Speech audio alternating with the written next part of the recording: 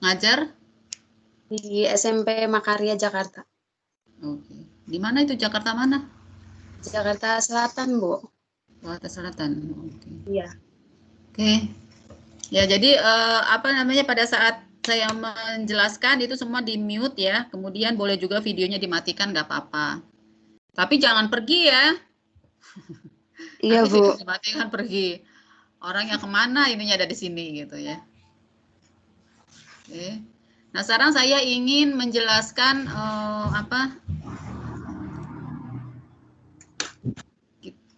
menjelaskan ini. Ini kelihatankah? Kelihatan, Bu. Kelihatan, Bu. Jelas, Bu.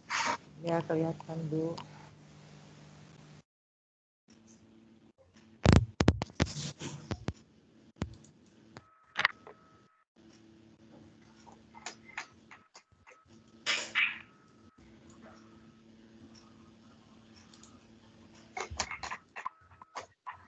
Ya, kelihatan PowerPoint saya ya? Kelihatan, Bu. Kelihatan ya.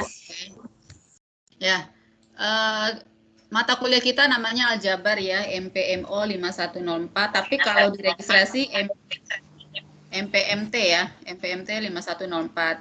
Nah, masa registrasinya 2020.2. Kalau UT kita pakai biasanya 2020.2.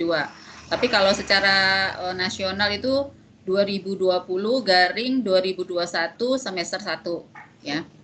Program studinya S2 Pendidikan Matematika. Saya ini sebagai dosen kalian. Sebenarnya ada lagi ya dosen yang lain, Ibu Atun ya. Nanti bisa juga suatu saat Ibu Atun akan memberikan materi. Ini email saya, kalau ada apa-apa silahkan email saya di sini. Kemudian, nah tujuan mata kuliah Aljabar ini ya, setelah mempelajari mata kuliah Aljabar, mahasiswa itu diharapkan dapat melakukan generalisasi dalam matematika melalui objek-objek aljabar abstrak, antara lain grup, gelanggang, lapangan, transformasi linier, dan ruang hasil kali dalam. Ya, jadi memang ya mata kuliah aljabar ini itu benar-benar mata kuliah yang sangat-sangat abstrak. Mungkin sebenarnya dengkot matematika itu tuh adanya di sini gitu. Matematika tuh intinya tuh sebenarnya di sini. Jadi semua kita hanya bermain pada definisi, teorema, bukti, generalisasi, seperti itu. Jadi kemampuan kalian mahasiswa itu memang diharapkan itu pada tingkat tinggi. Jadi pada membuktikan itu kan sebenarnya udah kemampuan yang paling tinggi ya. Sini melakukan generalisasi. Ya, jadi berkaitan hanya pada definisi, teorema, nanti ada lemma, bukti, generalisasi, paling contoh-contoh sedikit. Ya, seperti itu. Nah, mata kuliah aljabar ini merupakan mata kuliah perluasan atau pengayaan dari mata kuliah struktur aljabar dan aljabar linier yang telah diperoleh di tingkat S1. Ini ada yang lulusan S1 UT enggak? Matematika. Bukan. Siapa? Siapa yang lulusan S1 UT? Ada enggak?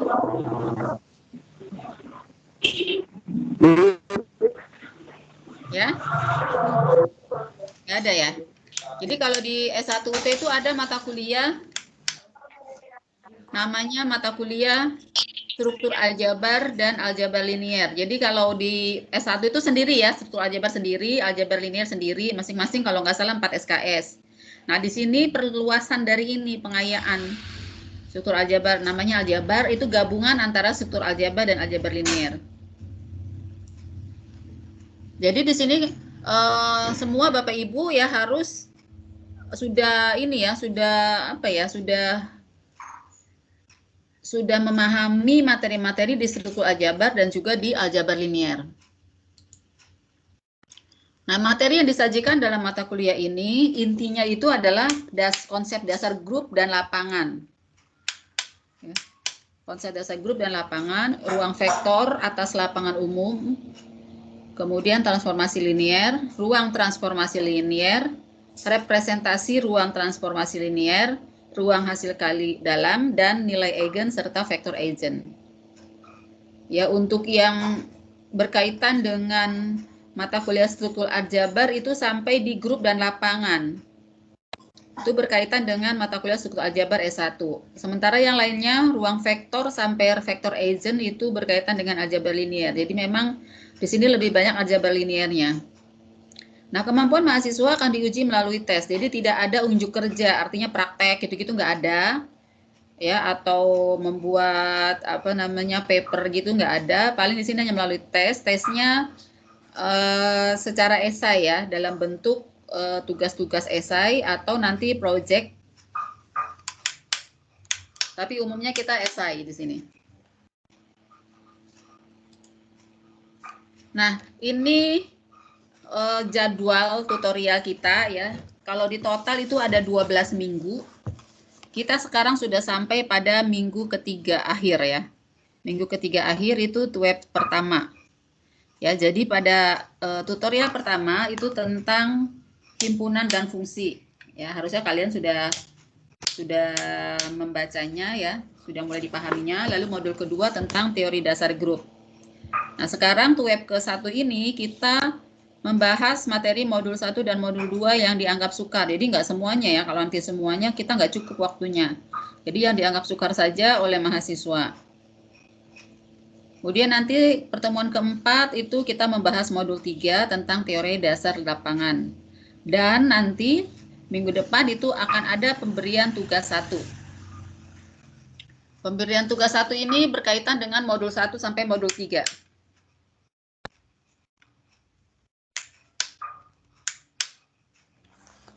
Kemudian pada tutorial kelima kita membahas modul 4. Nah, nanti jawaban tugas 1. Oh, ini salah ini ya. Ini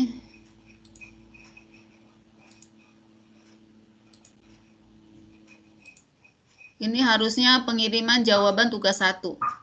Jadi jawaban tugas 1 itu dijawab, dikirim paling lambat tutorial kelima. Akhir tutorial kelima. Kemudian nanti tutorial ke-6 web kedua membahas modul 3 dan modul 4 dan juga membahas tugas 1 ya. Ini ada di dalam itu ya, di dalam laman tutorial kita ya, di e-learning kita. Silakan dilihat ya. Jadi sekarang untuk mulai semester ini beruntunglah ini mahasiswa baru ya, ada webnya ya. Kalau dulu-dulu kan memang benar-benar semua dari tutorial online. Sekarang ini benar-benar alhamdulillah ada webnya ya. Jadi di sini ada 4 kali web. Tugasnya ada pada pertemuan ke-4, ke-7, dan ke-10. Itu tugasnya. Nah, ini bobot penilaiannya ya. 60% itu berasal dari nilai tutorial. Dan 40% berasal dari nilai ujian akhir semester. Nah, tutorial yang 60% tersebut, ini bobotnya 10% kehadiran. Nah, kehadirannya bisa kehadiran dari webnya, bisa ditambah kehadiran pada saat tutorial online. Kan di dalam tutorial online kan ada ya, di dalam web juga kan ada klik kehadiran gitu kan. Di situ dilihat 10% kehadiran. Kemudian 20% diskusi. Setiap pertemuan saya selalu memberikan diskusi, nah itulah nilainya. Nah, untuk menjawab diskusi ini, itu diberi waktu maksimal 2 minggu ya. Artinya di sini tidak, kita kan tutorial kan ada 12 minggu. Jangan sampai diskusi pertama nanti jawabnya di minggu ke-12 misalnya gitu. Walaupun Bapak Ibu bisa menjawab diskusi di situ. Kalau tugas itu kan benar-benar dibatasi ya. Kalau sudah waktunya tutup ya sudah tutup, nggak bisa mengupload jawaban tugas gitu. Tapi kalau diskusi bisa. Nah, cuman kalau yang lebih dari 2 minggu berarti udah saya nggak nilai gitu loh. Paling saya nilainya paling kecil, misalnya 0 atau 5 misalnya dengan skala 100 gitu. Ya, jadi saya harapkan Bapak Ibu di sini jawaban diskusi itu jangan sampai lebih dari 2 minggu. Kemudian 70% tugas. Tugas kita ada 3 gitu ya. Kalau misalnya Bapak Ibu menjawabnya hanya 2 tugas, berarti nanti tetap nilainya dibagi 3. Misalnya tugas yang jawab dia hanya tugas 2 sama tugas 3. Tugas 2 nilainya 100 misalnya. Tugas 3 juga 100. Berarti kan 200, tapi tetap dibagi 3. 200 bagi 3. Kan rugi gitu ya kalau tidak memanfaatkan ini. Karena kan persentase tutorial itu sangat besar. Ada 60%. Nah, tapi ya, pemberlakuan ini 60% tutorial, 40% tutorial itu tidak berlaku ketika nilai UAS-nya kurang dari 40 dengan skala 100. Nah, ini banyak ya mahasiswa saya yang protes mata kuliah aljabar, kenapa nilai saya jelek gitu. Padahal saya memberikan nilainya pada saat tutorial itu bagus. Walaupun nilai tutorialnya bagus sampai 100, katakanlah ekstrim 100, tapi nanti pada saat ujian akhir semesternya di bawah 40 itu tetap nilainya E.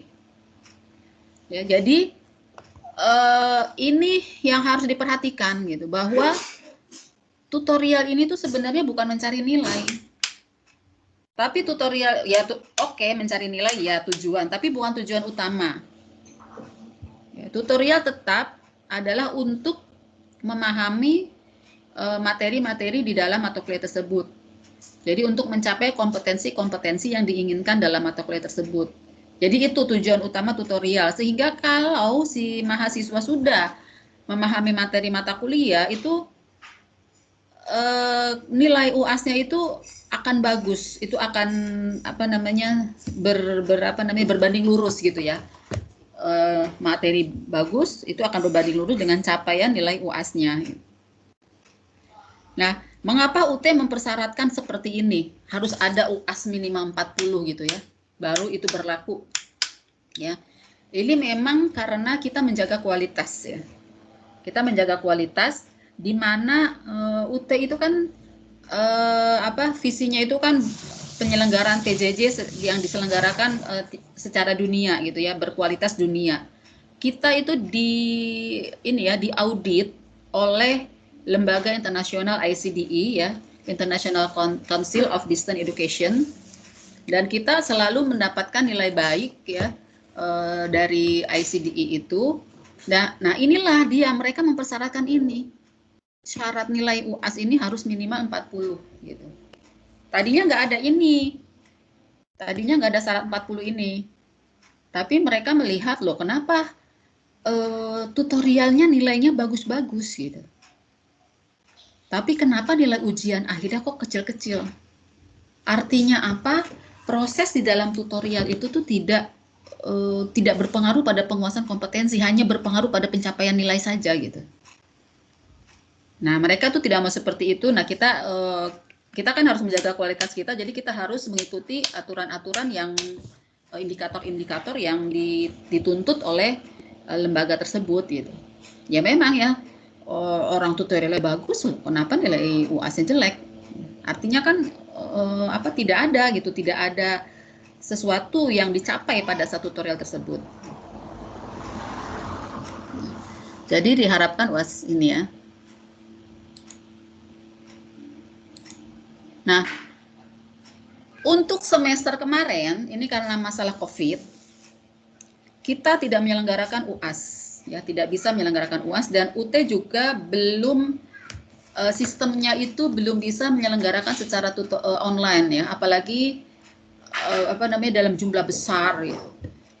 Online kita sudah ada, tapi memang terbatas hanya untuk mata kuliah ujian ulang yang bentrok misalnya, atau mata kuliah ujian ulang atau ujian ulang bentrok gitu ya, atau ujian bentrok.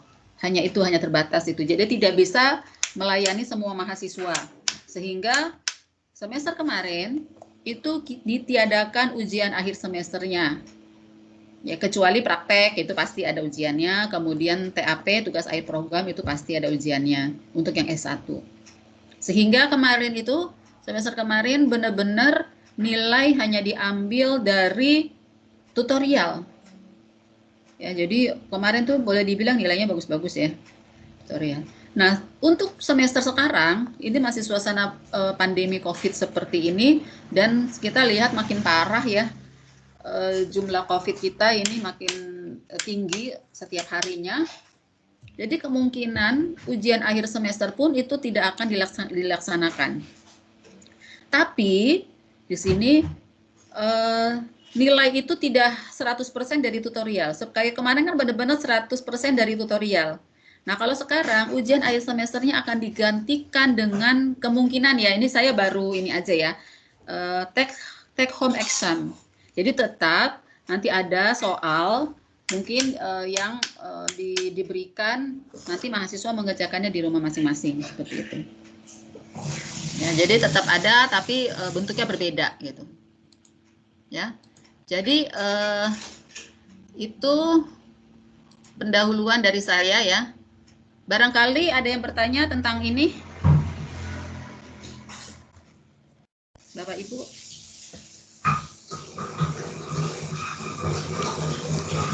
Oke, kalau tidak ada, kita beralih ke materi ya. Kita materi pertama tadi tentang apa ya? Tentang himpunan ya. Tentang himpunan, lalu materi kedua tentang grup. Himpunan dan fungsi materi pertama, lalu materi kedua, modul 2 teori dasar grup ya, tentang teori dasar grup. Saya memberikan video-video, ada yang sudah lihat video saya? Di YouTube ya, Bu? Sudah. Ya, YouTube. Ya, Sudah, Bu. Sudah, Bu. Ya.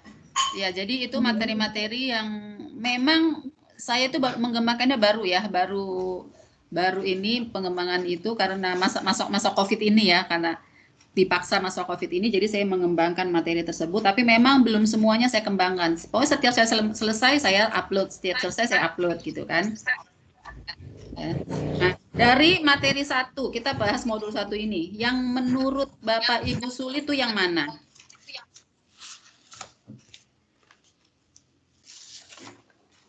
Yang tugas kedua. Ya. Tugas. Halo. Tugas kedua nomor 2, Bu. Tugas. Bukan tugas, Bu. Diskusi. Diskusi, Bu. Oh, diskusi 2 nomor 2. Ya, Ya, Bu, diskusi 2 nomor 2. Itu agak multi persepsi, Bu. Beda persepsi.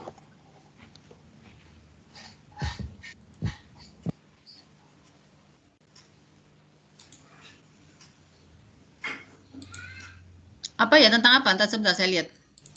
Yang isomorfisme, Bu. homomorfisme. Oh, homomorfisme ya.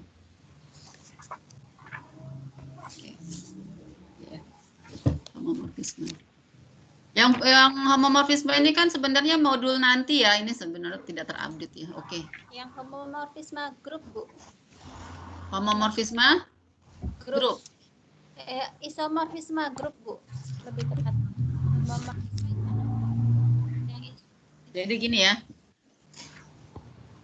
Oke, saya mau menjelaskan ini. Sebelum ke sana ya. Oh, salah.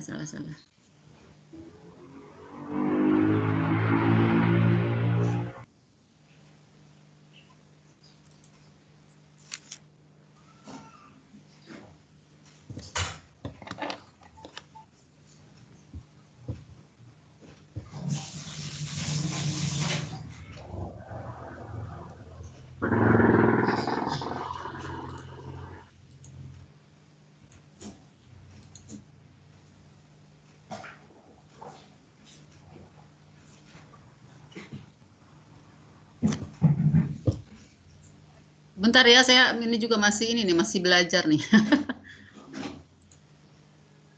Oke.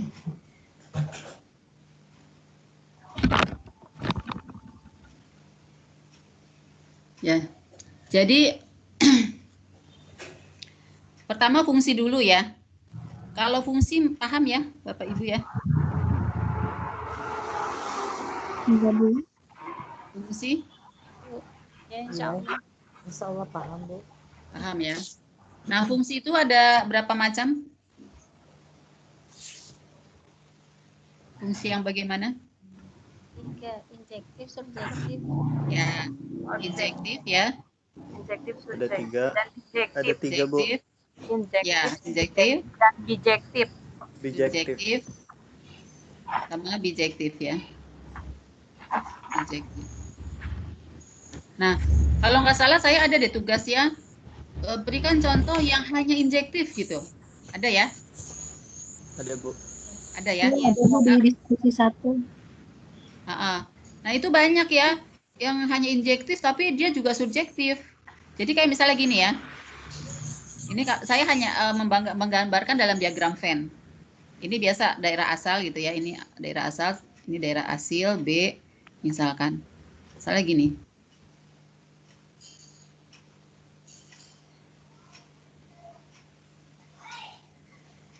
Ya. Nah, ini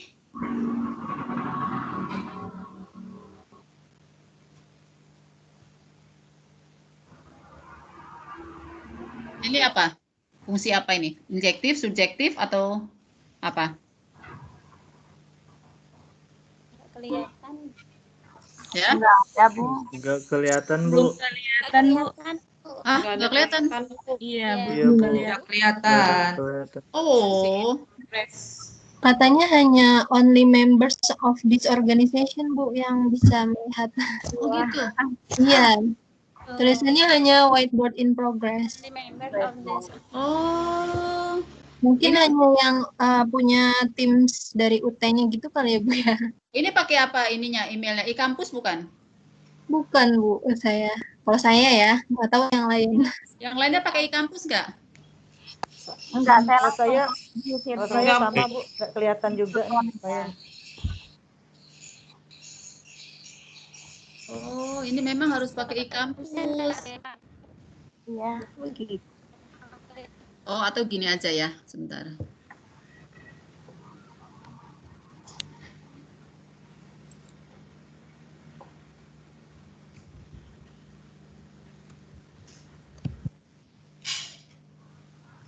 Ya, tetap harus ke itu ya.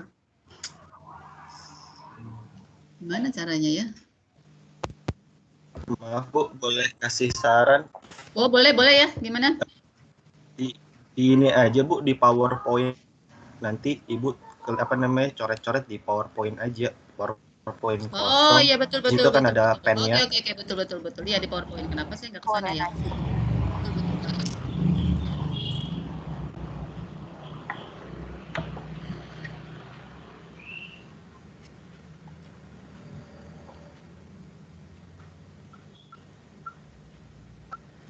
Ya. Kelihatan? Kosong? Ya, kelihatan. Kelihatan, Bu. Kelihatan, Bu. Ya kan tadi fungsi ada 3 ya. Kayak misalnya gini ya. Ini gambarnya kelihatan ya? Iya, kelihatan. Ya, kelihatan, Bu. Ya, kelihatan. Nah, pertama saya nanya, ini pemetaan bukan? Pemetaan. Iya, Bu, pemetaan. Pemetaan ya. Ini satu-satu? Iya. Iya, Bu. Iya. Ya. Ini subjektif?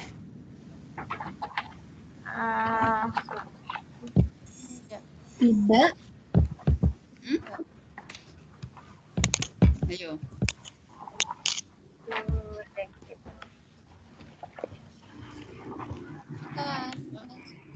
Injektif. Injektif iya, satu-satu kan? Apakah subjektif?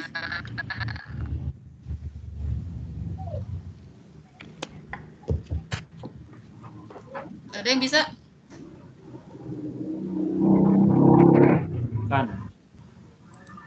Bukan. Bu. Bukan. Kenapa?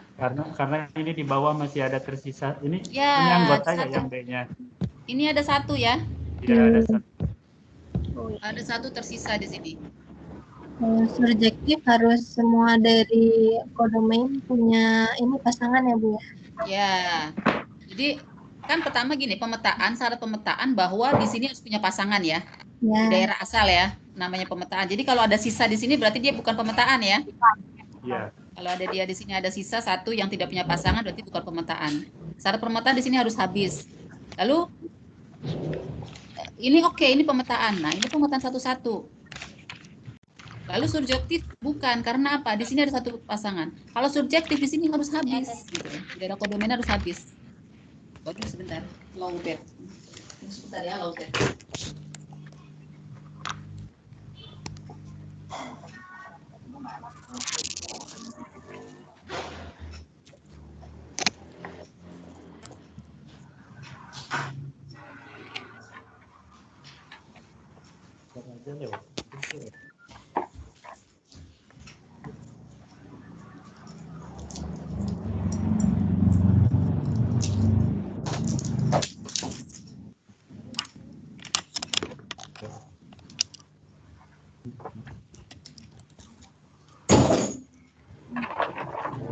Ya, jadi itu ya.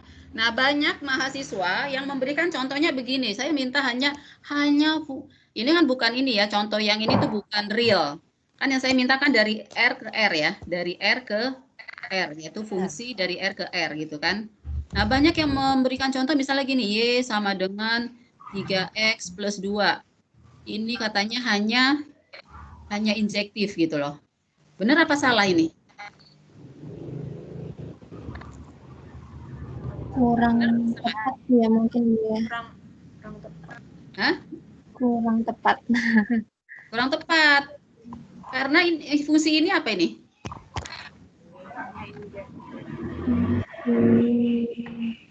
Fungsi ini. Ini ya. Kalau yang contoh yang diagram Venn ini apa? Fungsi injektif, benar ya? Hanya injektif, benar ini. Saya katakan hanya injektif. Kalau hanya injektif artinya dia tidak subjektif, hanya injektif ya. Ini benar hanya injektif.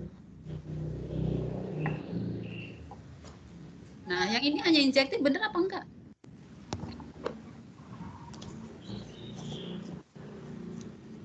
Ada yang bisa jawab?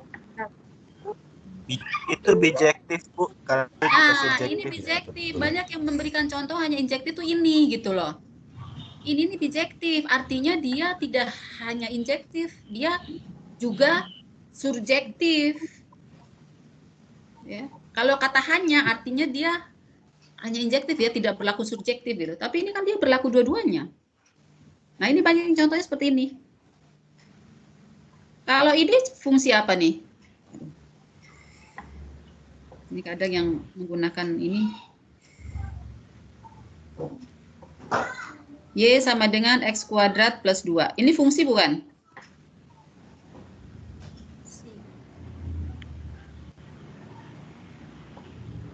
Fungsi bukan ini? Fungsi, Bu. Fungsi, Bu. Fungsi. Injektif tidak? Bukan injektif ya. Bukan injektif, karena apa?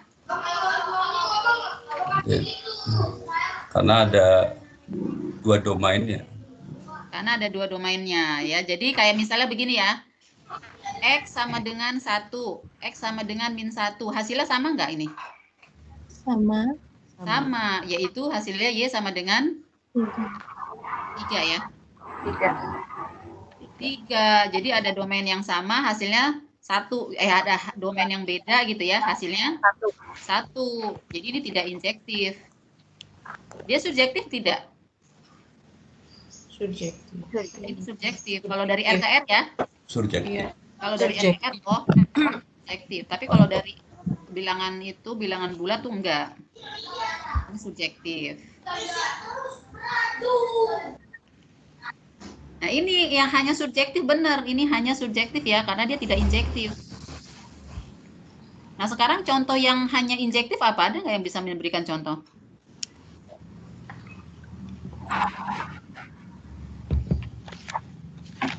Ini hanya subjektif. Ada yang bisa beri contoh?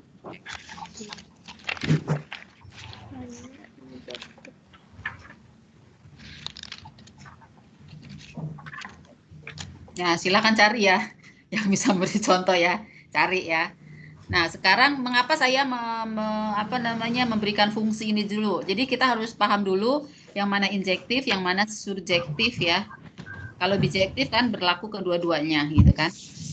Nah, sekarang ini fungsi ya. Kemudian kan ada grup. Ada suatu grup. Ini grup itu apa sih? Siapa yang tahu grup? Jadi misalnya G, ya G dengan operasi, katakanlah operasinya bintang. Ini himpunan ya, himpunan G, di mana G tidak sama dengan himpunan kosong. G tidak sama dengan himpunan kosong. Nah, ini disebut grup, syaratnya apa?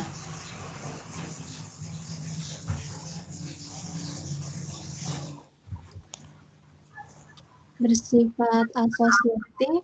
Mutatif, asosiatif, Ya, identitas, Ya, tertutup ya, Bu. identitas, ya. Identitas, dan Ini kenapa ya kalau begini ya? asosiatif, identitas, komutatif. Apa? Asosiatif? Asosiatif, Asosiatif, memiliki identitas, identitas, Memiliki identitas. memiliki inverse. Memiliki Memiliki inverse. Semuanya inverse. memiliki inverse ya. ya, Ada satu Ya. lagi yang kurang, apa? Tertutup. Tertutup. Tertutup ya. Tertutup. Jadi saya nol aja ya, tertutup. Tertutup atau biner ya. Iya, iya.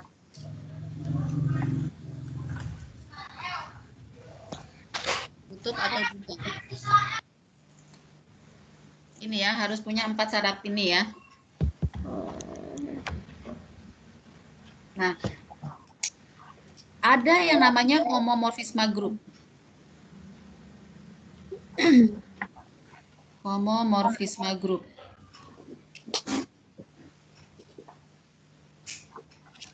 Homomorfisme itu suatu apa sih? Homomorfisme itu suatu pemetaan ya, fungsi. Pemetaan dari suatu G ke G aksen. Ya. Jadi dia pemetaan. Jadi syaratnya G-nya itu harus grup. G grup, misalnya operasi di G ini operasinya misalnya bintang. Ya. Lalu G aksen juga grup. Ya, dengan operasi taruhlah ini apa string gitu ya. String. Jadi masing-masing grup, G itu grup, G aksennya juga grup, operasinya beda, yang satu bintang, yang satu string. Nah, V ini pemetaan, ya. V ini pemetaan. Syaratnya harus pemetaan dulu. Kalau dia bukan pemetaan nggak bisa. Ini pemetaan. Nah, dia disebut homomorfisme, ya. Disebut homomorfisme, syaratnya apa? Syaratnya apa di sini? Dia harus mempertahankan operasi. Jadi untuk setiap, ini bacanya untuk setiap ya. Untuk setiap X, untuk setiap X anggota G, ya. Untuk setiap XO, bukan X aja ya.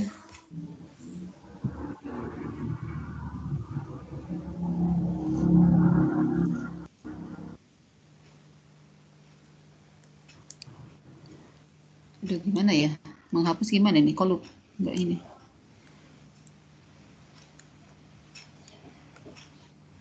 Mau hapus gimana ini caranya? Oh, di sini aja nih.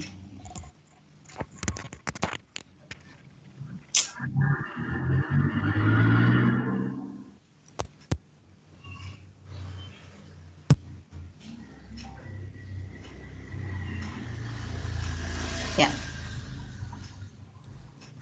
Untuk setiap X anggota G, untuk setiap XY ya, XY anggota G,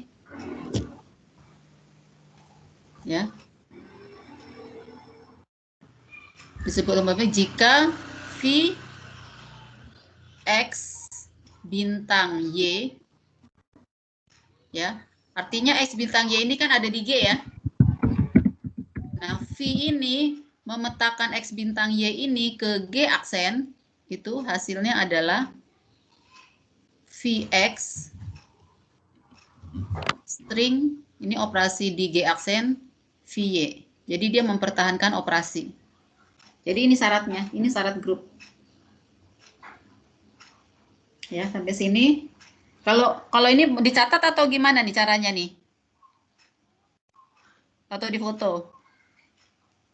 Bapak Ibu. Karena saya mau hapus. Oh ya, sebentar Bu. Bentar, Bu. Bentar, Bu, lagi nulis, Bu. Tidak kelihatan, Bu, papan tulisnya. Nggak kelihatan. Tidak ada, tidak kelihatan. Hah? Tidak kelihatan. Saya kelihatan kok.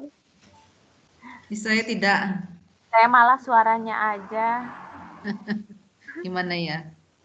Saya sudah Oh, gitu kelihatan ya? jelas, Bu. Boleh bantu Bapak Ibu, bisa diklik yang diklik yang 3 titik itu ada di paling bawah, turn on incoming video. Coba pastiin kalau itu udah di turn on. Makasih. Itu titik 3 diklik terus apa? Itu ada Yang 3. turn on incoming video. Nanti kalau sudah diklik dia akan jadi turn off incoming. Biasanya layarnya akan Iya. coba Ibu dicoba yang belum terlihat.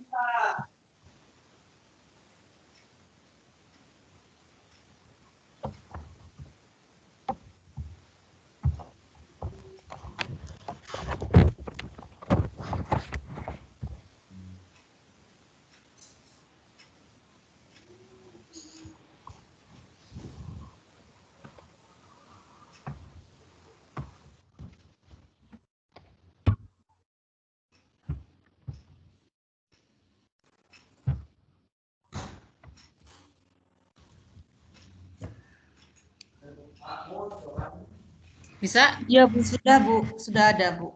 Bisa. Bisa, Bu. Jadi caranya tadi ya, udah oke. Ya. Silakan kalau mau di itu dulu catat.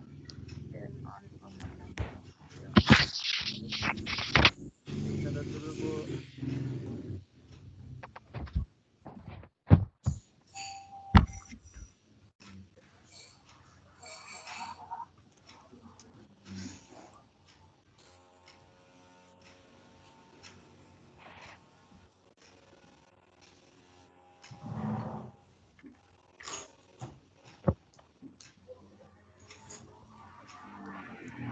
Maafin, untuk link presensinya di mana gitu?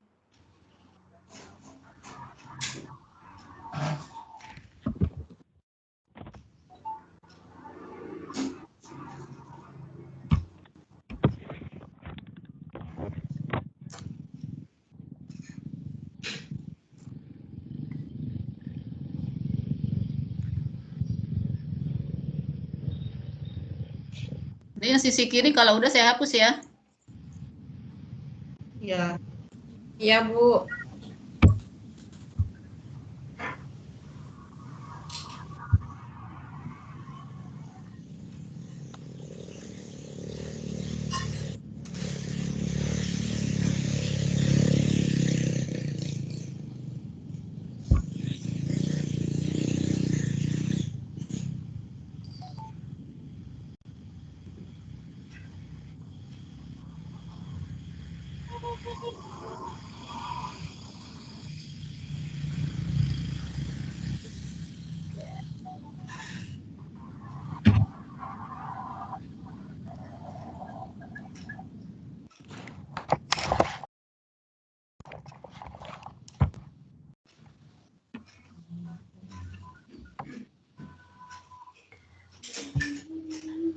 Maaf Ibu, nanya Ya.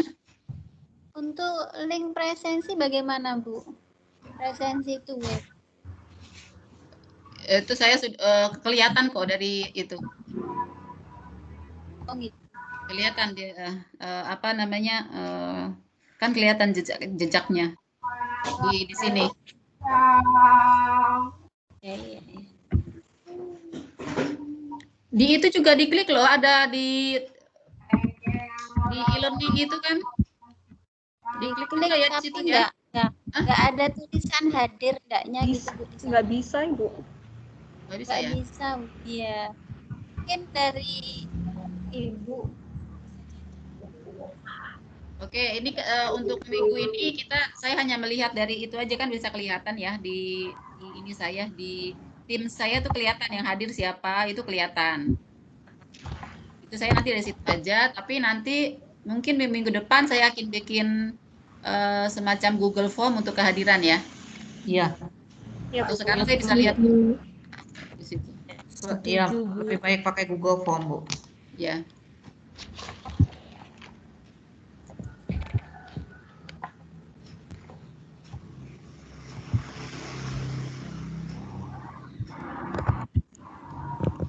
Oke ya. Jadi ini homomorfisme ya, homomorfisme grup. Tadi kan syaratnya dia mempertahankan apa namanya operasi. Jadi syaratnya dari grup G ke G aksen. Yang satu operasinya bintang, yang satu operasinya misalnya string. Bisa saja operasinya sama ya. Bisa saja grupnya juga sama dari G ke G gitu. Ya, operasinya sama bisa. Nah, kemudian yang isomorfisme. Ya, isomorfisme. Jadi isomorfisme ini sama ya. Dia itu homomorfisme ya. Dengan syarat. Jadi tadi kan kalau homomorfisme itu kan syaratnya pertama apa? Pemetaan. Lalu yang kedua mempertahankan operasi. Nah, kalau isomorfisme yang pertama adalah homomorfisme dengan syarat ya. Dia itu bijektif. Ya, dengan syarat bijektif. Gitu. Jadi selain dia pemetaan syaratnya, lalu yang kedua mempertahankan operasi, yang ketiga dia apa? Injektif dan surjektif. Begitu. Nah, sebelum kita ke sini ya, bagaimana membuktikan isomorfisme, sekarang kita harus tahu cara membuktikan suatu fungsi injektif atau surjektif.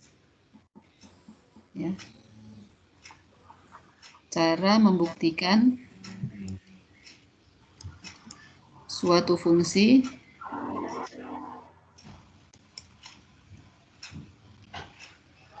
cara membuktikan suatu pemetaan dulu suatu ini dulu ya, suatu relasi lah ya. Jangan fungsi ya. Suatu relasi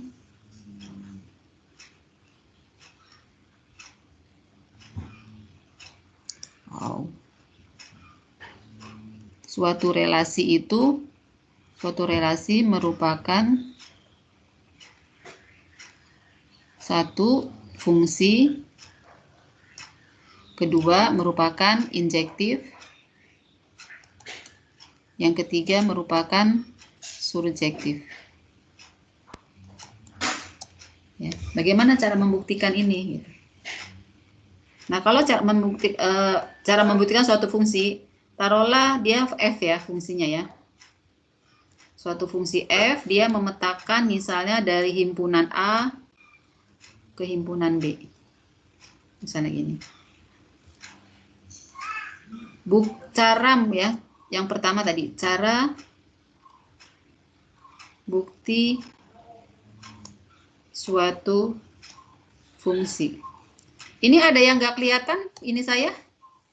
Kelihatan semua kan?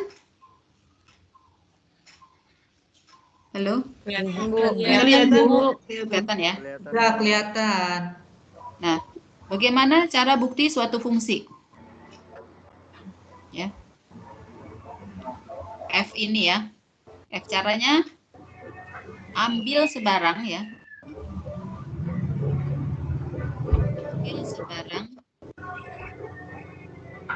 X, Y di O. XY di A dengan X sama dengan Y. Ya. Ambil sebarang XY anggota A dengan X sama dengan Y. Maka harus ditunjukkan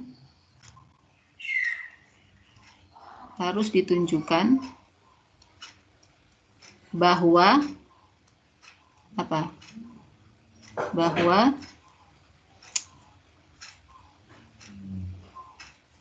Fx sama dengan Fy. Gitu. Jadi nanti kalau kita sudah bisa menunjukkan Fx sama dengan Fy, berarti itu fungsi. Ini ya, cara membuktikan suatu fungsi. Kemudian, ini yang kanan sudah belum? Sudah. Sudah, Bu. Sudah.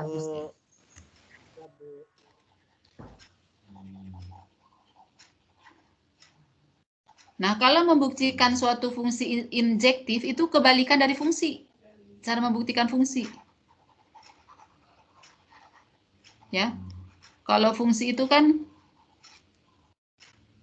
dari kiri ke kanan ya. Jika X sama dengan Y, maka Fx sama dengan Fy. Tapi kalau injektif, kebalikannya. Jadi, yang kedua, cara bukti injektif.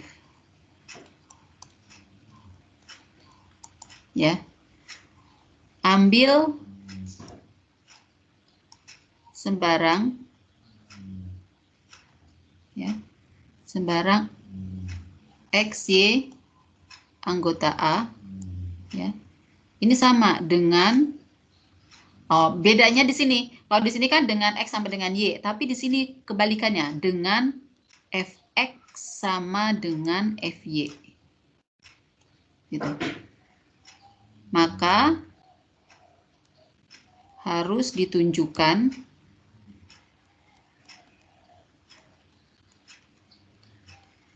X sama dengan Y. Gitu. Kebalikannya ya, jadi fungsi.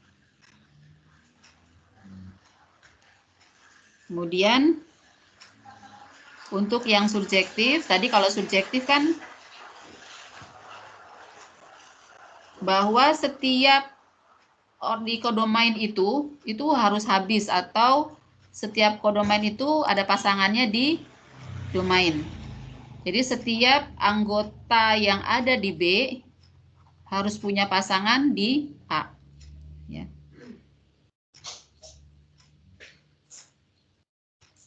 Jadi yang ketiga, pokoknya setiap anggota di B harus punya pasangan di A. Jadi ambil sembarang, cara bukti dulu. Kita tulis dulu ya, cara bukti surjektif. Ya. Ambil sebarang apa? Misalkan S lah ya, S anggota di B. Ya. Setiap S anggota di B. Nah, harus ada pasangan di A sehingga ya harus ada ya, taruhlah T anggota A sedemikian sehingga, ini dibaca sedemikian sehingga ya FT sama dengan S. Nah, kalau sudah bisa membuktikan ini, maka dia terbukti subjektif. Gitu. Ya. Nah, sekarang saya ambil contoh ya. Contoh ya.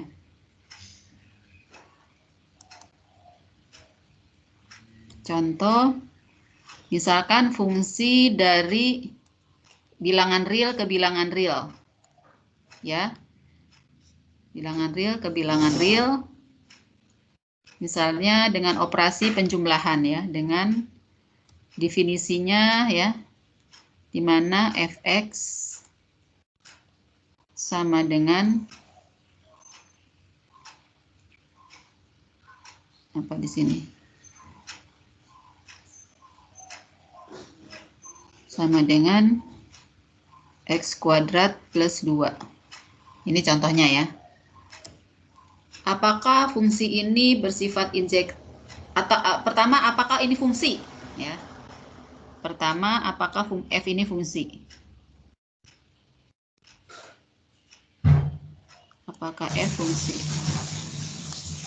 Lalu yang kedua, apakah f injektif? Yang ketiga, apakah f surjektif? Gitu.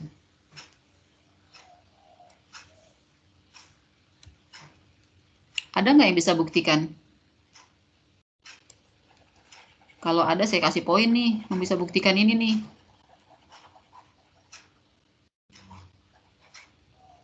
Ini sudah yang sebelah kiri? Saya hapus aja ini kiri ya. Sudah, Bu. Ada yang bisa buktikan ini? Fx apakah fungsi? Apakah injektif? Apakah subjektif?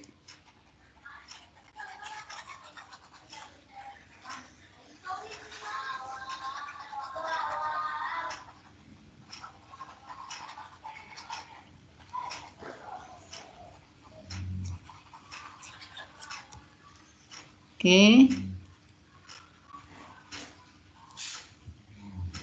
Ya.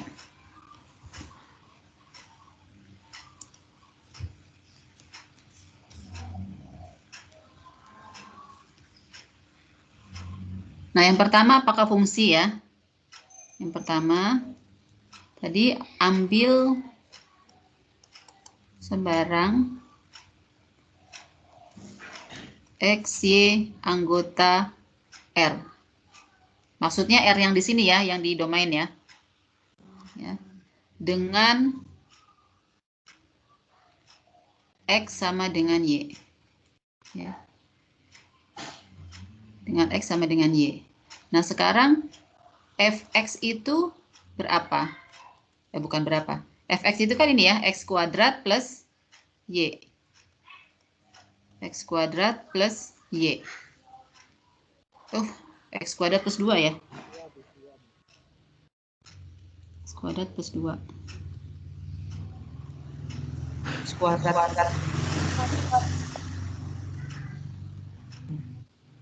Fx sama dengan X kuadrat plus 2. Nah, tadi X ini kan sama dengan Y kan? Nah, X ini sama dengan Y. Jadi bisa kita tulis ini sama juga dengan Y kuadrat plus 2. Nah, Y kuadrat plus 2 itu kan Fy kan? Fy. Ya, jadi Fx sama dengan Fy. Jadi ini fungsi. Ya, jadi F merupakan fungsi. Ini bukti F merupakan fungsi. Lalu, bagaimana bukti F merupakan injektif ya? Nah, yang kedua, ya, ambil sebarang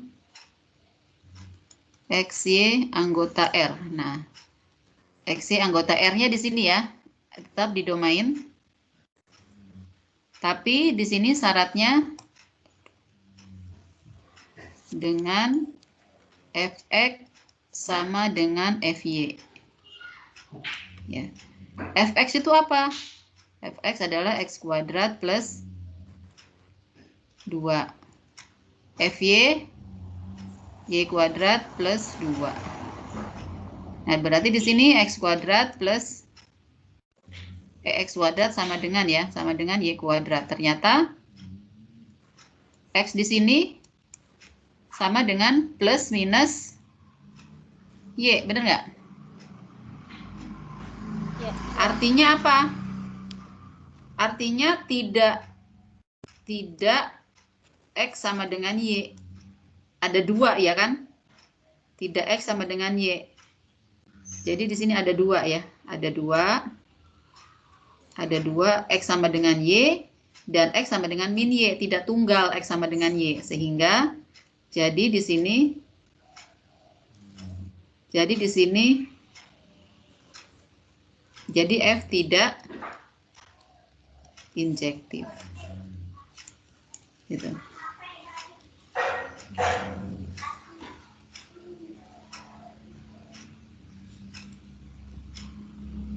Sampai sini dipahami nggak? Bisa nggak?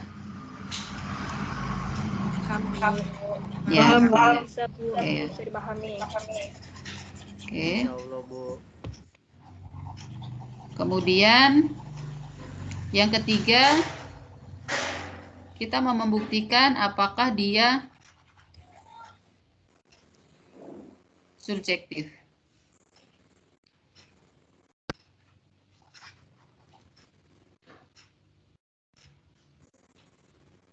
Ya.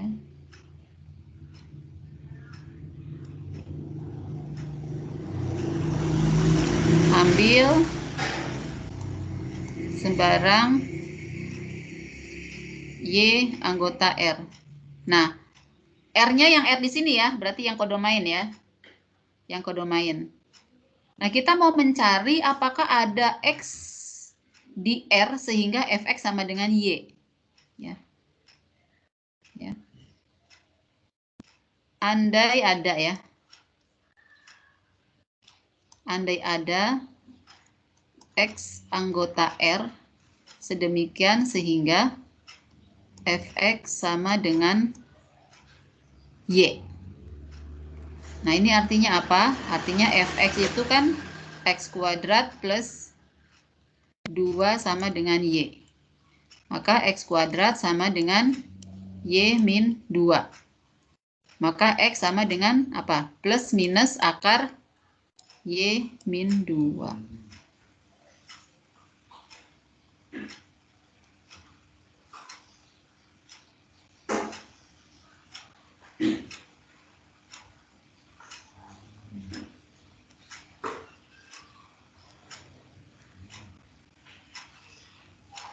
Apakah dia subjektif?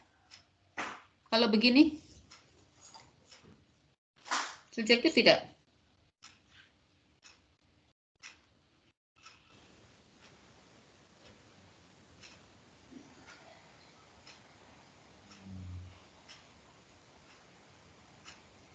Ada yang bisa memberi penjelasan kepada saya ini subjektif tidak?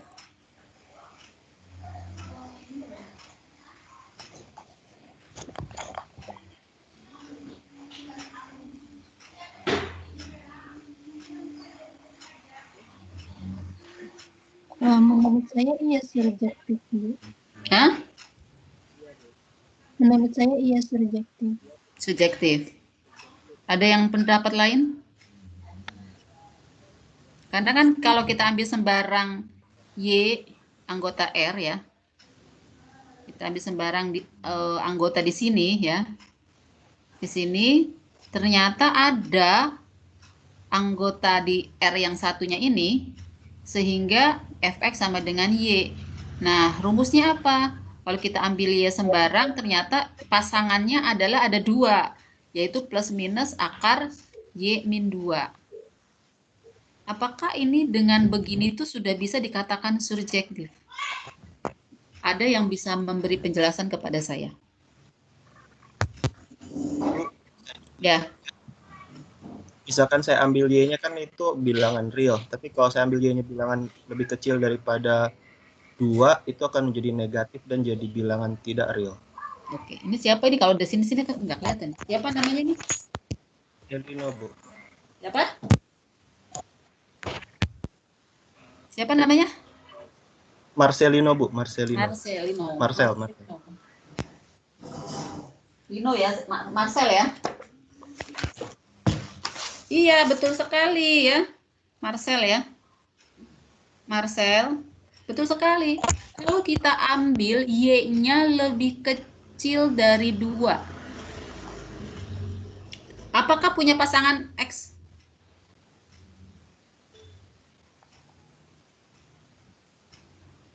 Ini kita bicara di real ya, bukan di bilangan kompleks ya. Ada nggak pasangannya di X? Kalau Y-nya kurang dari 2. Contohnya 1. Kalau Y-nya 1, bagaimana? Jadi akar berapa? Negatif. Akar negatif. Apakah ada di dalam bilangan real akar negatif? Tidak ada. Tidak ada. Jadi di sini tidak semua Y punya pasangan di X. Gitu. Betul nggak? Ya. Jadi Jadi untuk Y kurang dari 2, ya kan? Kalau sama dengan 2 masih bisa lah ya, 0 ya. Kurang dari 2, tidak punya pasangan. Ya, tidak punya pasangan. Jadi dia tidak surjektif. Jadi F ini apa? Hanya dia merupakan suatu fungsi saja kan? Dia tidak injektif, dia juga tidak subjektif, benar nggak? Iya. Iya. Ya, jadi hanya fungsi aja. Jadi F hanya fungsi. Jadi F hanya fungsi.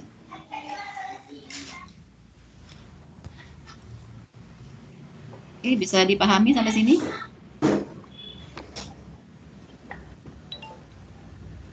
Bisa, Bu. Oke. Bisa, Bu. Nah, sekarang kaitannya dengan diskusi. Ini sudah saya hapus ya.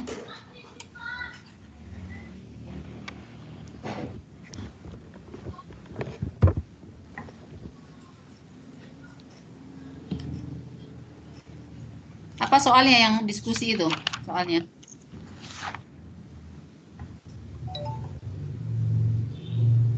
Jika M1 dan M2 fungsi onto.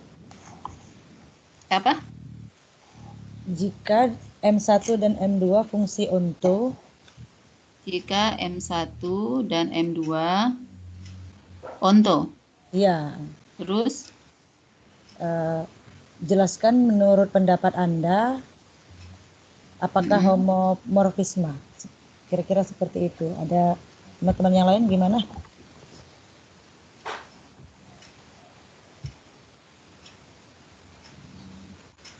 Jelaskan homomorfismenya ya.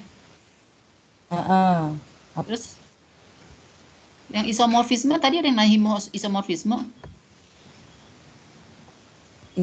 Itu mungkin penjelasannya, Bu. Kalau soalnya bahan diskusinya kalau sepengetahuan saya seperti itu. Nah, ini berkaitan ada keterangannya deh. Kalau nggak salah ada keterangan tambahannya. Iya, Kaitkan menggunakan dengan teorema dasar homomorfisme. Kaitkan dengan teorema dasar homomorfisme.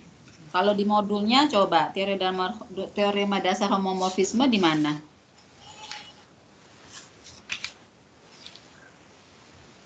Coba lihat di mana. Di halaman berapa? Halaman 2.28. 2.28 bukan titik. 2.24 ya. 2.24. Kalau teorema dasarnya 2.28. Kalau definisinya 2.24.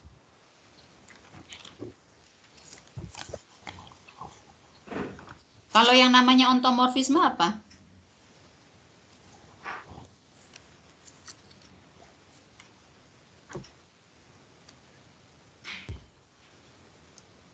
Apa yang disebut ontomorfisme?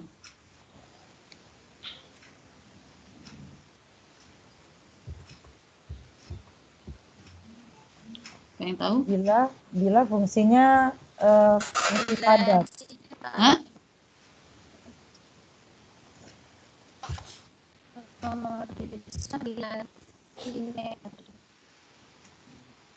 Apa?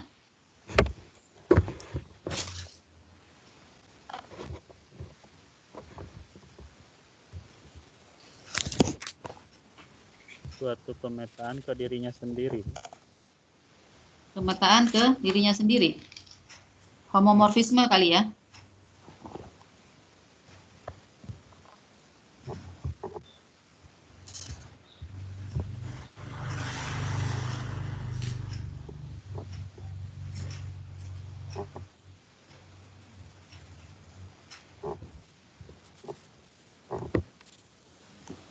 Jadi kalau ontomorfisme itu jika dia homomorfisme yang surjektif. Homomorfisme yang surjektif. Ya, onto ya. Ontomorfisme ya. Kalau onto tuh artinya surjektif ya. Iya. Atau ada juga mengatakan pada. Iya, Mengatakan pada. Ya. Jadi M1 dan M2 itu onto.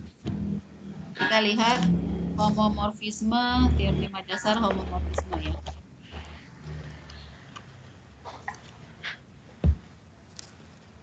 Halaman 2.28.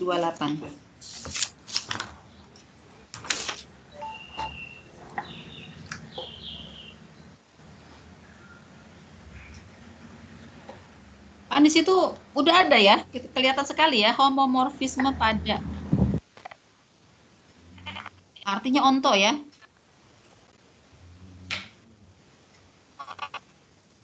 Kan tinggal ngikutin aja di situ. Hanya di sini G-nya diganti apa? Ganti M ya, Ganti Bu. M. Ganti M. M2-nya diganti G1. G2-nya diganti M2 gitu kan? G-nya diganti M, jadi G1 M1, G2 M2. Tinggal ikutin aja. Dia kan homomorfisme pada. Nah, di sini kan teoremanya ya, baca ya. Misalkan V dari G1 ke G2 merupakan suatu homomorfisme.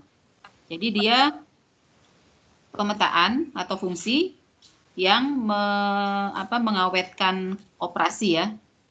Homomorfisme pada atau onto. Nah, dengan kernel V sama dengan K. Oh ya, kernel udah tahu belum apa yang dimaksud dengan kernel? Belum, Bu. Belum, oke. Saya jelaskan kernel dulu ya. Kernel.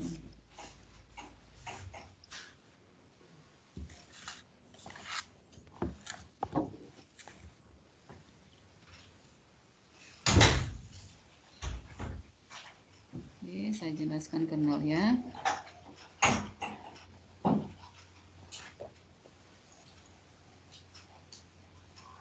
Sebenarnya kernel itu di struktur aljabar sih sudah dipelajari ya, tapi oke saya ulang nggak apa-apa.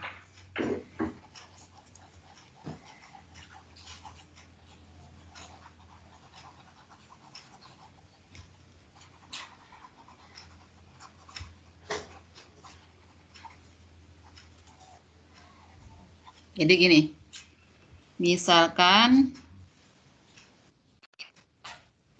ya, misalkan T ya, suatu pemetaan ya, ini suatu pemetaan yang memetakan dari himpunan A ke himpunan B. Himpunan A ke himpunan B. Jadi misalkan ini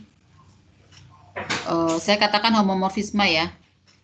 Homomorfisme, T itu homomorfisme. Ya. Nah, yang dinamakan kernel T adalah himpunan X anggota A. Jadi anggotanya tuh yang di A ya, himpunan X anggota A sedemikian sehingga TX itu sama dengan 0. 0 tuh elemen identitas di B. Ini namanya kernel. Pokoknya semua anggota yang ada di domain ya, sehingga petanya itu merupakan identitas di B. Nah, saya ambil contoh gini misalnya ya. Ya, contoh ya. Contohnya misalnya apa ya?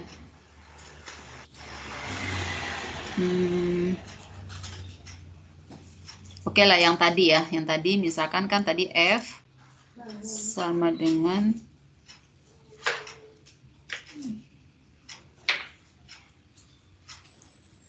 oh, tidak harus homomorfisme ya, tidak harus homomorfisme fungsi kali ya. Apa harus homomorfisme ya kernel itu? Kok lupa saya. sama pun. Bentar, saya ambil contohnya ya. Tunggu.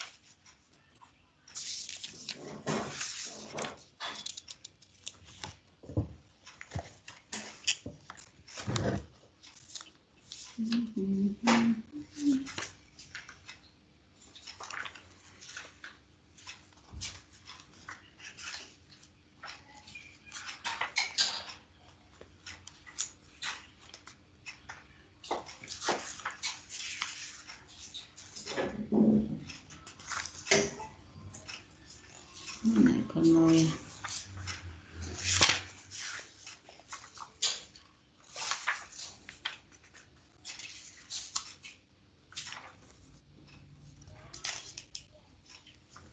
Oh. Contohnya mana ya?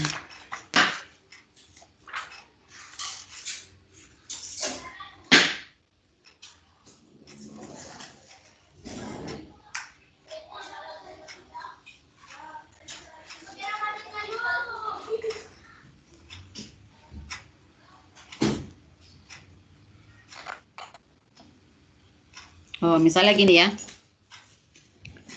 Misalkan F ya. Ya ini F. F dari M ke RO. Nah, M itu apa? M itu matriks. Matriks A, B, C, D, di mana A, B, C, D itu anggota R dan AD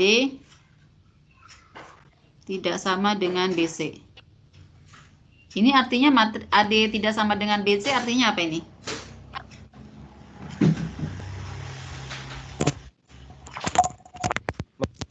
AD tidak sama, ini kan matriks ya. AD tidak sama dengan BC artinya apa? Inverse, Bu. Ya? Determinannya Determinannya Tidak sama dengan 0. tidak sama dengan 0. Jadi ini matriks segi 4 yang determinalnya tidak sama dengan 0, di mana ABCD-nya itu bilangan real. Kemudian R0 itu bilangan real. Bilangan real ya. Bilangan real tanpa 0 ya. Bilangan real tanpa 0. Tanpa 0 dengan operasi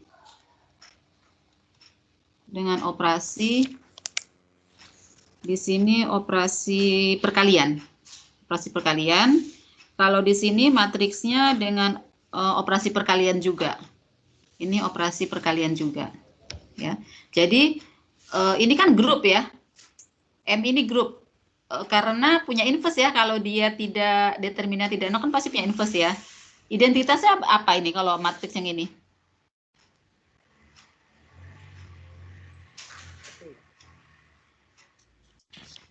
Identitasnya apa? 1001. 1001. Oke, bukan 000 ya. Kalau 000 itu identitas pada penjumlahan. Tapi ini kan pada perkalian. Berarti identitasnya 1001. Kemudian R0 ini bilangan real tanpa 0 dengan operasi perkalian. Identitasnya apa? Perkalian. 1. Ya. Yes. Oke. Nah, ini didefinisikan, fungsinya ini didefinisikan FA itu sama dengan ini. Nah, ini apa? Lambang apa ini? Determinan. Jadi FA sama dengan determinan A untuk setiap A, matriks ya, matriks anggota di M. Ya. Nah, ini ternyata ini merupakan homomorfisme. Silakan ya nanti dicoba ya bahwa F ini merupakan homomorfisme. Ya. Nah, sekarang saya mau bicarakan kernel. Kernel dari F. Ya. Kernel dari F. Kernel dari F itu apa? Kernel dari F itu semua himpunan A anggota di mana? A anggota di mana? Di M. Di M. Pokoknya kernel itu semua anggota di sini ya, di kodomain ya. Semua anggota di M sedemikian ya, sehingga FA sama dengan apa?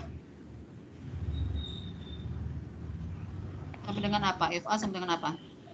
Identitas. Apa? Identitas. Identitas. Identitas di mana? Identitas di R0 ini. Kernel. Iya, ini 0 ini maksudnya identitas di B ya. Kalau yang di sini definisi yang di atas ini 0 ini identitas di B. Berapa identitas di R0? 1. 1.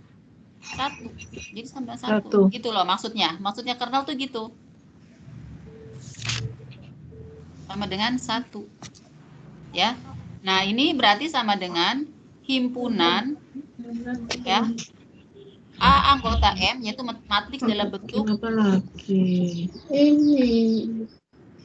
ya dalam bentuk A, B, C, D dengan determinan yang tidak sama dengan 0 sedemikian hingga FA itu apa sih? FA adalah di sini definisinya determinan A kan? Determinan A sama dengan 1. Nah, inilah yang masuk kernel F. Gitu. Ya. Jadi semua himpunan matriks yang determinannya sama dengan 1. Ya. Jadi itu. Nah, sekarang yang ini bagaimana? Kalau saya jawab, nanti diskusinya jadinya enak dong ya. Silakan ya. Ini kan diskusi berapa ini? Diskusi 2 ya? Iya, Bu. Ya, diskusi 2, Bu. Ya, diskusi 2 kan masih ada waktu tuh untuk menjawabnya. Nanti kalau saya jawab sekarang, ini dong. Pokoknya lihat aja di situ teorema dasar homomorfisme. Ya, M-nya diganti G kalau di sini. Apa? Di sini tuh G-nya diganti M. Tinggal dibulak-balik aja itunya. Nah, di situ kan misalkan V dari G1 ke G2 homomorfisme pada atau onto dengan kernel V sama dengan K. Maka G1 ini namanya question ya. Grup G1 per K ini isomorfisme dengan G2. Pokoknya ikutin teorema dasar ini aja, nggak pakai pembuktian, nggak pakai apa. Gitu. Kemudian diskusi 2 bisa. Group question. Diskusi 2 itu soalnya ada berapa? Ada 2, Bu. Hah? Ada 2. Ada 2. Ada 2, Bu. Yang 1 udah ya, pokoknya ikutin aja teorema itu. Yang 2 apa?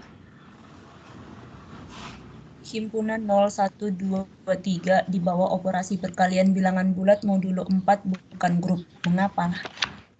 Himpunan 1 0, 1, 2, 3 0, 1, 2, 3.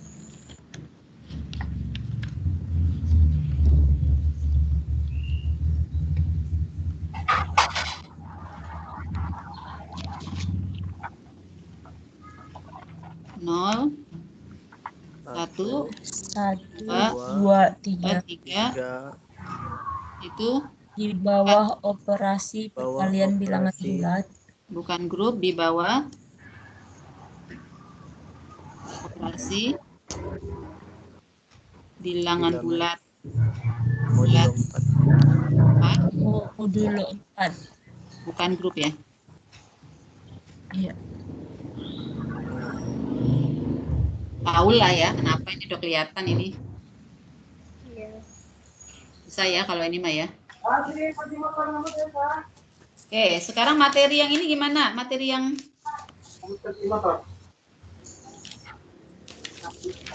di latihan sini gimana?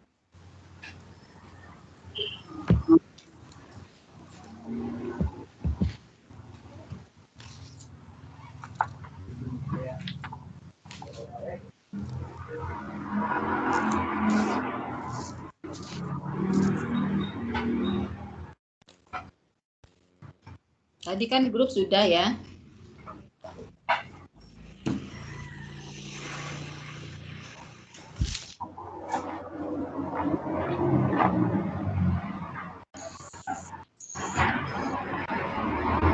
Suara siapa ya? Dimatikan kali itunya.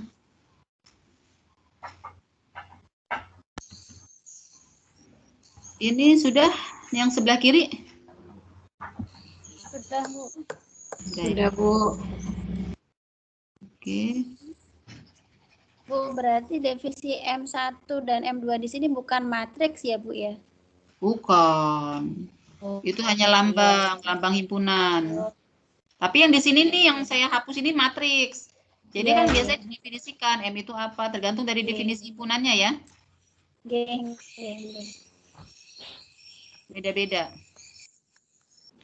Sekarang saya mau beli contoh gini ya, sebentar.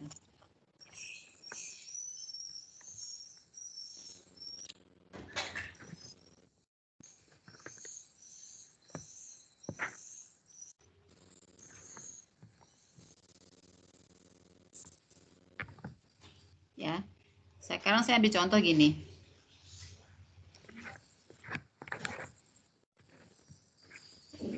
Ini sih.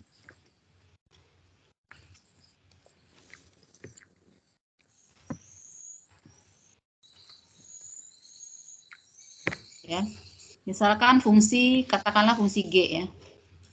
Fungsi G dari R ke R. Nah, G definisinya ya. GA. Oh, salah. Salah. Bukan ini.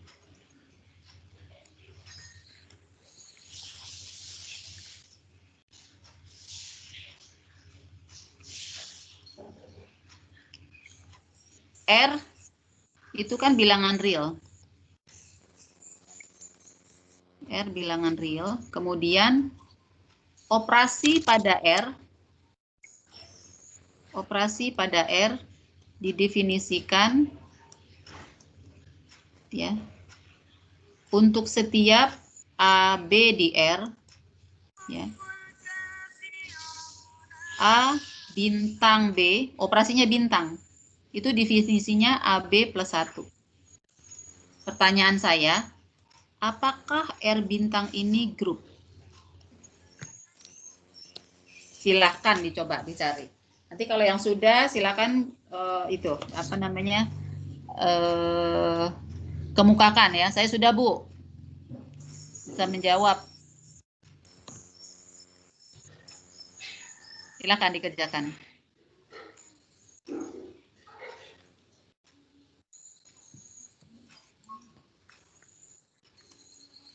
Apakah dia grup? Berarti ini harus dibuktikan apa? Pertama apa? Tertutup, asosiatif, identitas, dan identitas ya. Kalau satu aja sifat yang bisa ditunjukkan tidak dipenuhi, udah nggak usah yang lainnya gitu. Satu aja tunjukkan ini bukan grup. Gitu. Tapi kalau semuanya bisa ditunjukkan memenuhi, ya berarti grup gitu. Silahkan.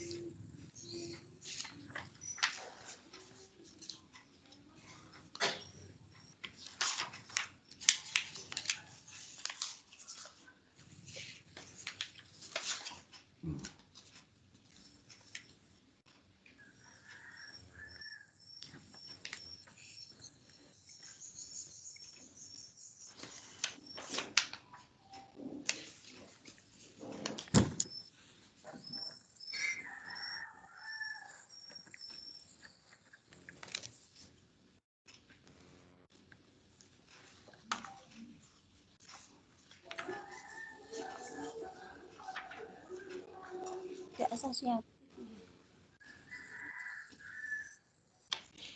Ada yang sudah bisa?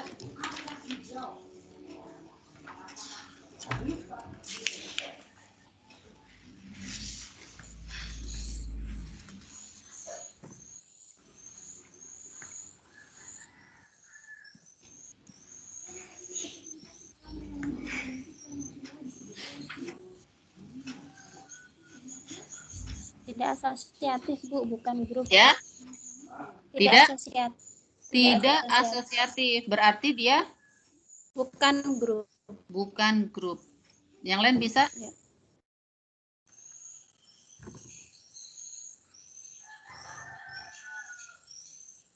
Karena ABC ditambah C ditambah 1 tidak sama dengan ABC Ya. ditambah A ditambah 1. Iya, dari situ aja sudah itu. Kalau tertutup iya ya? Ya, tertutup. Tertutup benar ya. Karena kan AB plus 1 itu pasti bilangan real kan? Ya. Ya. Jadi kan A bintang B ya. Bintang C Bintang C. itu sama dengan A bintang B bintang C. ini dulu yang dalam kurung dulu A bintang B kan? Oh iya. AB plus 1 plus 1 bintang C gitu kan? Iya. Nah, yang ini AB plus 1 C kali C. AB plus 1 C gitu kan? Ya. Plus 1. Ya.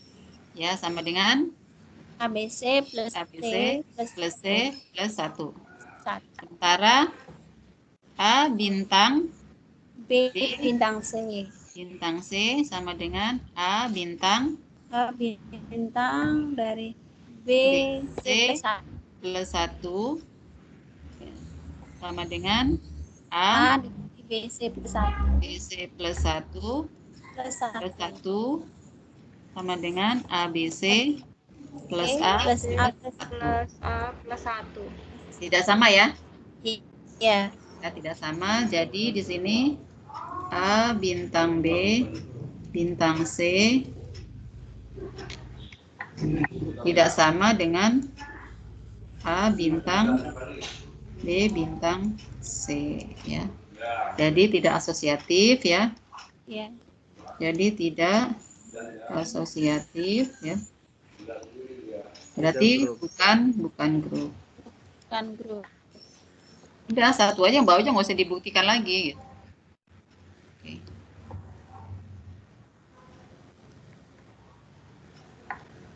Sekarang saya mau menjelaskan tentang koset ya.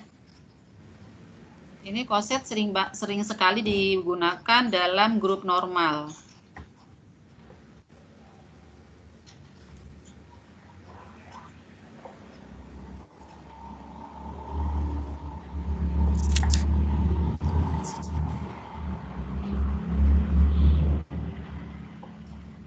Koset.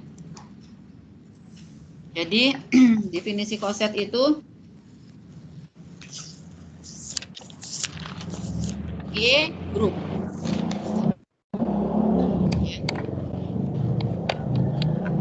H ini lambang subgrup ya. Subgrup G. Jadi syaratnya H ini harus subgrup. Nah, AH ya. AH itu sama dengan himpunan AH sedemikian hingga H anggota H. Ini namanya koset. Koset apa? Kiri apa kanan? Ya. Koset kiri. Kiri. Koset kiri. Ya. Yang kanan juga gini ya. HA sama dengan HA sedemikian hingga H anggota H. Ini koset kanan. Itu namanya koset. Kalau operasinya penjumlahan, gini, A plus H, gitu. Jadi ini koset kirinya, gitu. Jadi tergantung operasinya ya. Tergantung dari operasinya. Kemudian koset ini koset itu bukan himpunan kosong. Pasti jika di dalam grup lalu ada subgrupnya, ya pasti punya koset. Ya. Jadi setiap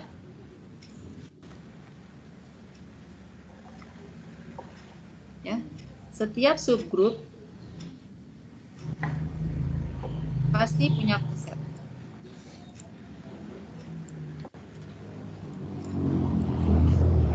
Cuma punya kosetnya itu apakah hanya satu, apakah dua, gitu ya. Punya koset. Jadi artinya apa?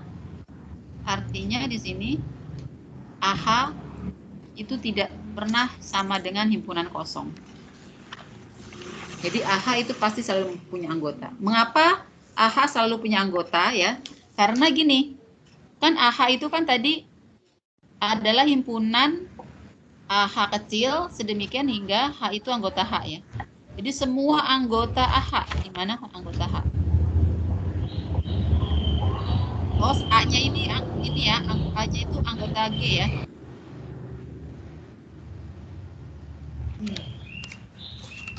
Jadi A anggota G. Kan ini G grup, H subgrup dari G. Nah, A anggota G. A anggota G apakah selalu A anggota H? Saya tanya. H kan subgrup G kan? Kalau subgrup G otomatis dia merupakan suatu subhimpunan. H subhimpunan dari G, tapi H juga grup, sehingga H dikatakan subgrup G. Nah, A anggota G. Pertanyaan saya, apakah A anggota H?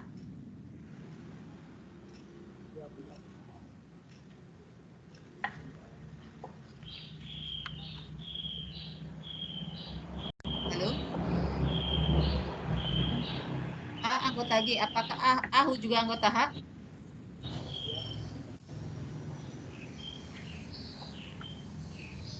Ini G grup.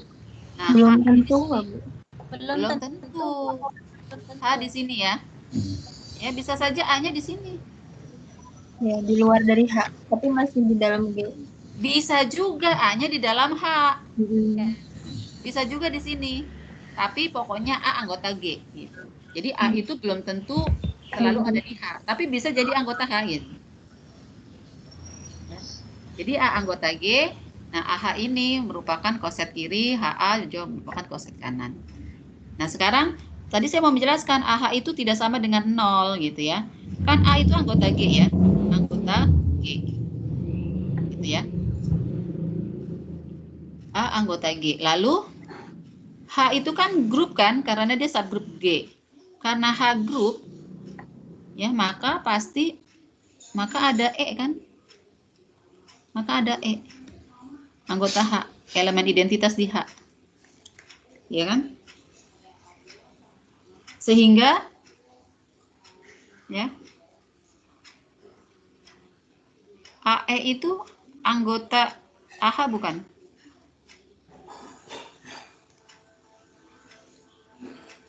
Anggota AH bukan?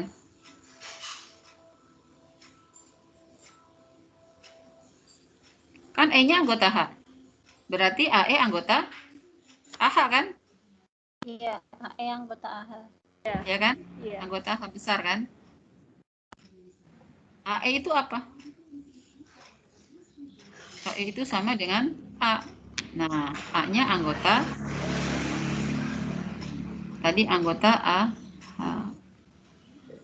Jadi selalu ada gitu loh. Selalu ada suatu anggota, minimal adalah A sendiri. A sendiri anggota AH. Jadi tidak pernah himpunan kosong gitu maksud saya. Ini udah jam 10 ya. Oke, jadi itu ya. Ada pertanyaan nggak?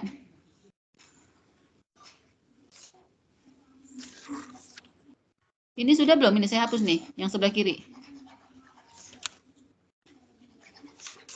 Nah, ini koset ya. Ada lagi namanya subgrup normal.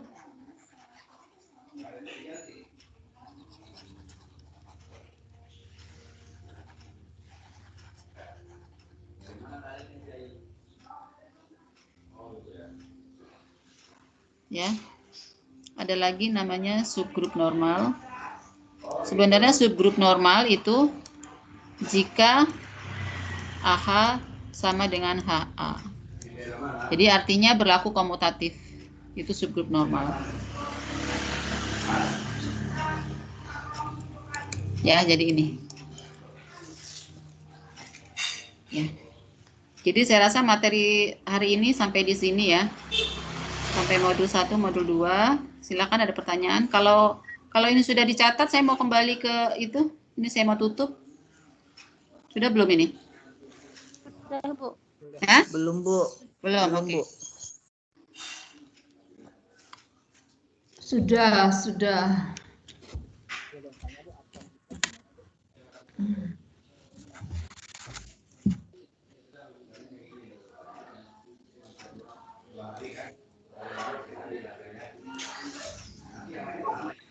Bu.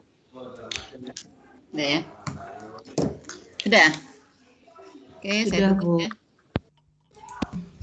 Sudah, Bu.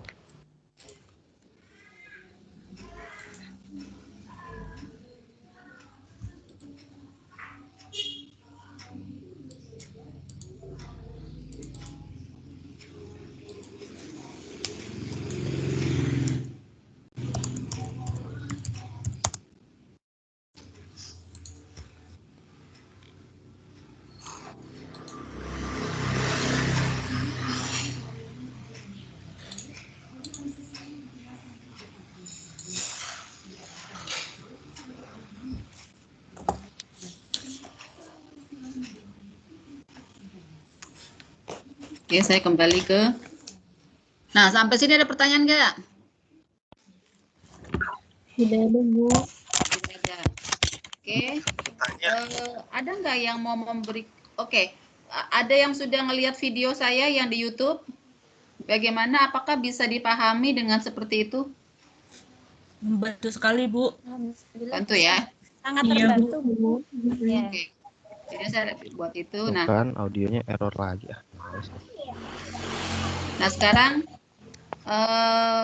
ada nggak masukan untuk minggu depan apa yang harus saya perbaiki dalam mengajar saya ini? Silakan. Bu, maaf, mau Ya. bertanya sih. Ya, Ini kan direkam ya, Bu ya. Kan Ya. sebagian kami mengalami gangguan teknis. Ya. Gimana kami mendapatkan akses untuk dapat rekamannya, Bu, biar bisa kita pelajari ulang seperti itu, Bu? Rekamannya ya.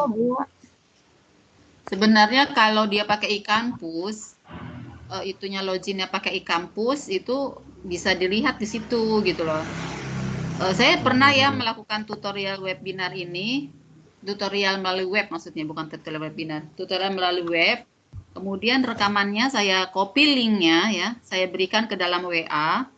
Ternyata banyak yang nggak bisa buka gitu. Nah, makanya saya bingung, ini gimana ya cara. Tapi nanti saya coba ya, nanti recordnya ini saya itu ya, saya itu ya. Atau nanti saya masukkan ke YouTube aja kali ya. Boleh, Bu. Boleh, Bu, di YouTube ya. Nah, ya nanti saya masukkan ke YouTube ya, nanti bisa lihatnya di YouTube ya. Ya, di Oke, YouTube. Bu. Iya, Biar iya, ya, Bu. Ya, terus Untuk nanti jadi apa tambahan lagi? pelajaran, Bu.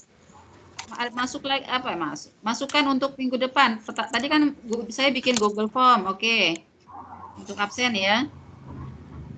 Google Form. Terus apa lagi? Ke depan. Apa ya?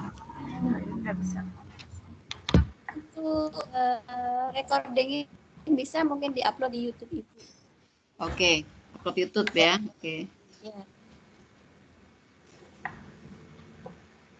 Ya. Karena ada beberapa teman yang kendala sinyal, Bu, jadi putus-putus suaranya. Oh gitu, oke. Ya, ya. Iya, Bu. Seperti saya hanya dengar suara Ibu aja. Aduh, jadi bingung. Ini mahasiswa belum ada yang sudah punya e-kampus belum? Email. Caranya gimana tuh, Bu? Sudah, Bu. Nah, caranya gini. Sudah, Bu. Masuk ya ke ikampus.ut.ac.id. Coba ikampus.ut.ac.id. Iya. Ya. Username-nya itu NIM.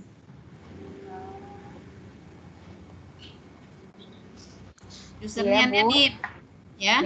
Ya. Pokoknya semua mahasiswa UT itu pasti harus punya. bagaimana caranya itu tadi ikampus.ut.ac.id masuk ya. Nanti username-nya NIM. Ya. Kemudian passwordnya U besar. Ya. Terus T kecil, UT ya, tapi U-nya besar, T-nya kecil. Dilanjutkan tanggal lahir. Nyambung ya, nyambung terus. Tanggal lahir, bulan lahir, tahun lahir. Jadi misalnya 1 Januari ya lahirnya ya 1 Januari 1990, maka U besar, T kecil, 01, 01, 1990 itu username-nya. Ya, keuntungannya apa di sini? Dia bisa menyimpan data sampai 1 tera. Kemudian untuk untuk Teams itu enak gitu loh untuk Teams ini. Jadi bisa beberapa layar, bisa merekam dan sebagainya gitu. Ya. Jadi itu silakan manfaatkan. Oke ya, saya akhiri. Ini juga kan mau itu lagi kan tutorial lagi ya. Saya akhiri ya. Terima kasih atas partisipasinya. Oh iya, kalau mau WA saya boleh. Kita WA-an atau kita bikin WA grup bagaimana? Boleh banget, Bu. WA grup ya. Boleh banget, Bu. Siapa tahu banyak pertanyaan, Bu. Ya, WA saya 08588 Ya, Bu. 1 444. Jadi 444 gitu ya. 543.